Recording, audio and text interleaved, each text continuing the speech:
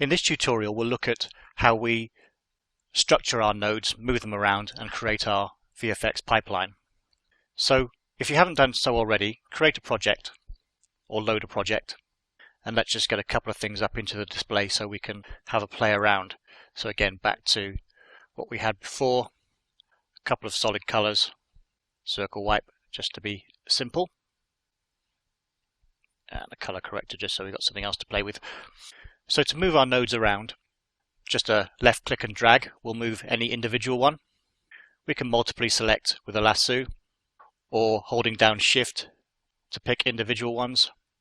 Holding down control will move the entire subtree, so anything upstream of your current effect.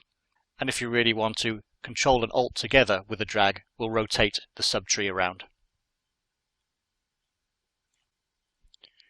You can make as much of a mess as you like, it doesn't really matter where these are, but it does help with readability if you keep some structure, and you can get Mamba to reset the layout to make things clearer.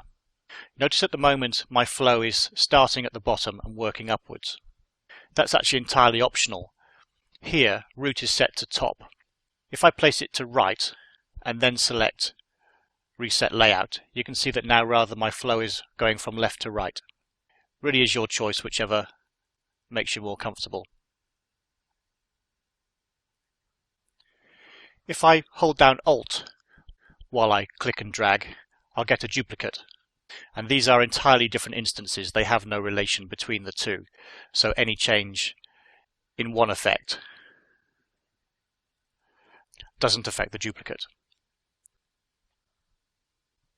When I go to add an effect, if I've got something selected, then the next node will naturally attach itself. Alternately, if I have nothing selected, and I can select nothing by simply clicking on no effect on the background, then any new node will be an orphan. To connect nodes, just simply grab the output of the effect that you want and drag it on top of the effect that you want to connect to and let go, and it'll make a connection. Many effects within Mamba have multiple inputs, like for example the wipe here has two inputs for inside and outside the circle. As you add nodes as inputs, the inputs count simply increases. To disconnect a node, simply grab it and drop it away from the effect.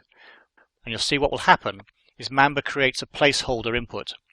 The reason for this is some of Mamba's effects do slightly different things depending on how many inputs they have, because they'll auto-adapt to the scenario you're using them in.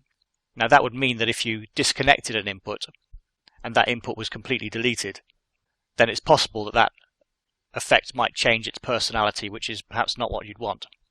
So Mamba does this thing of leaving a little placeholder there. So if you need to reconnect to input 2, simply drop, instead of onto here, drop onto here, and that will now go back to input 2.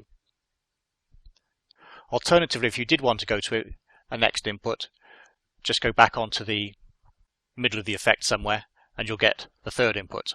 And if you definitely wanted to delete this input and didn't want it, just select the X and press delete. Let's just quickly build something else, nice and simple. So I'm going to take a title and a blur and a color corrector. And I'm going to double click the title. The title has its own mini interface for text entry.